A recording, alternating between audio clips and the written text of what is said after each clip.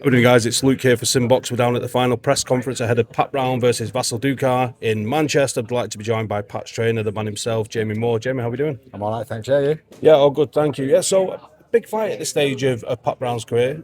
Sixth fight, 5 fights, 5 wins. Are you expecting a few rounds out of Vasil Ducar here, or are you still of the mindset that Pat Brown at his very best can blow him away the same as he's done with the other 5 fights so far? Well, both. I'm really hoping we get rounds. I know Pat's potentially good enough to get him out of there. At what point, I really don't know.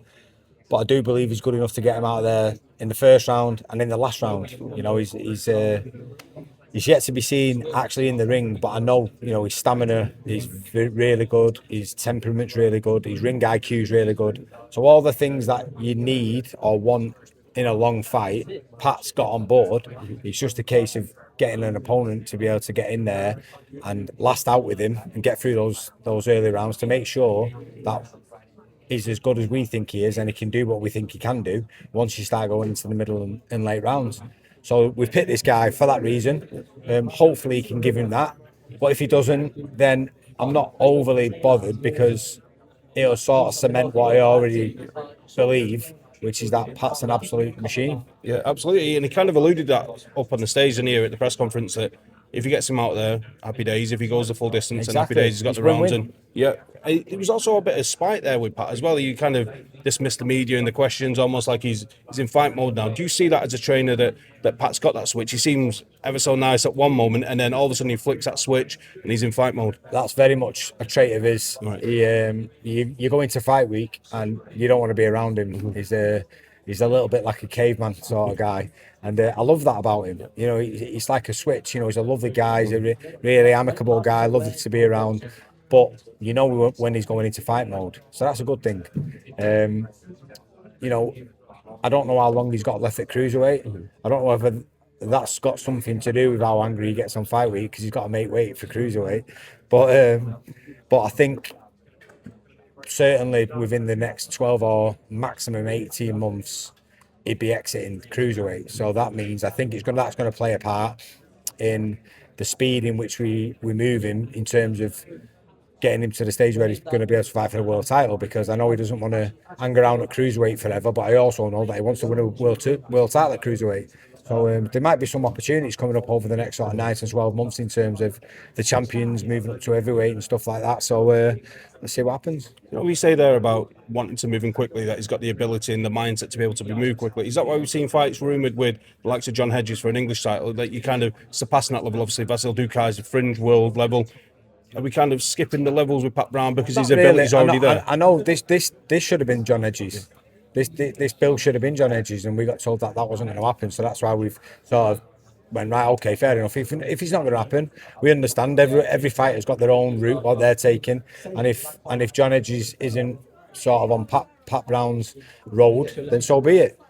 But then apparently there is rumours that fight might happen next. Now I'm sort of the opinion of, if we're going to be moving him faster than you would move someone normal, then I'm not in the game of hanging around. I get that if John Hedges wasn't up for, if this wasn't the right time for him to fight Pat, then that's fine. But that doesn't mean that it's the right time for us to fight him next. We're not hanging around for John Hedges. I suppose you could draw parallels with Moses Itauma, who fought at weekend. You're not really going to chuck him in at British title level now. You can kind of draw parallels with that, can't you? That these fighters are surpassing the levels. And I'm not saying he's surpassing it, but if he goes and does a job better than fighters who would be classed as sort of fringe world level have done on Ducar, then you'd have to put Pat in the same category. So no, I know Pat would love to win the British title. I know it's taken at the minute, it's tied up a little bit, there's a little bit of politics involved, but you know, I'm sure any decent type of fight, sort of domestic level, Pat will take, because he loves that type of domestic sort of build up and things like that. But we certainly won't be hanging around for people if there's a bigger opportunity further down the line in terms of an eliminate for a world title or something like that. The main reason being, he's not going to be at cruiserweight forever. So we need to make sure that we do it early enough so he can fill out and build himself into a full-size heavyweight. So then when he does start to compete against heavyweights eventually, he's prepared for it. Of course, so you're going to play a big part in the physical side of things when it comes to training for cruiserweight, for heavyweight. Frank Smith, Eddie Hearn, they're doing their jobs as the promoters. They're saying they could potentially be undisputed at cruiserweight, undisputed at heavyweight. How much of a role do you play in keeping Pat grounded? Does he need much help with that? As you said, he seems very strong temperament-wise. Yeah. But when you've got his promoters saying undisputed at two Yeah. weights, how much work does it take to keep his feet on the ground? He's got the type of temperament where he's probably ideal for somebody in terms of being in this position, having this much pressure on your shoulders, having this much expectation off your promoters, where they're saying huge statements like that. Don't get carried away with it. And I think our gym's very one of those gyms where everyone's got the feet on the ground. You get humbled if you don't on a daily basis, because you get ripped the piss out of. You'll get debagged. You'll get if you come in and start talking about yourself in the third person, you'll just go, "Who the fuck do you think you are?" Like, it's one of them types of places, which I love. Everyone's got to keep the feet on the ground. So Pat's in the right place if he does start get carried away with himself. Absolutely, we look forward to Friday night. If I can just pick your brains about a couple of other things that are going on in the boxing world. We've seen the announcement recently of Dave Allen versus Filip Ergovic. Talk to me, Jamie, as the trainer of Dave Allen, why that fight is the right fight for Dave Allen at this point. Well, it's a huge step up for Dave again. It's a very difficult fight. We're under no illusions. Dave picked it. Dave wanted the biggest challenge. Dave wanted the challenge to make sure that brings the best out of him. He's promised me he's going to get in under 18 stone, and if he does that, then I don't know the best version of Dave Allen. I'm going off his boxing IQ and not knowing the experience he's got under his belt. If he can get himself physically into the right type of shape, I don't know how good Dave can be. So I want him to prove to me how good he can be. And if he doesn't win the fight, then he doesn't win the fight, but he lives with no regrets then for the rest of his life. And I've asked him to do it. He's promised me he's going to do it. So come on, Dave, let's go. Absolutely. He's a great guy, Dave Allen, and he wears his heart on his sleeve.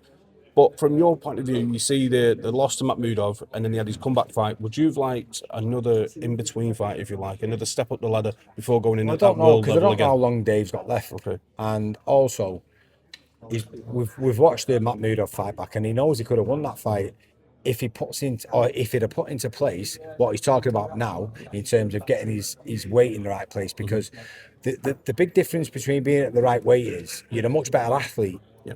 He was fit in terms of actual cardio fitness, but he couldn't put it into practice because his body was too heavy.